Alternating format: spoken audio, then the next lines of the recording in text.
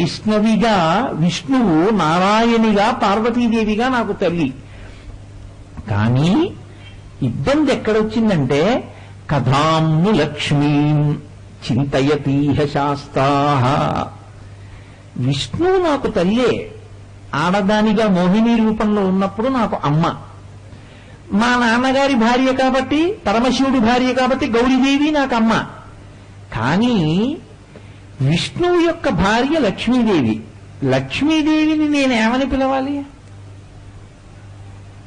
తండ్రికి భార్యలందరూ తల్లులు, తల్లికి భార్యలుంటారా? ఉండరుగా. విష్ణువు తల్లి ఆయనకి.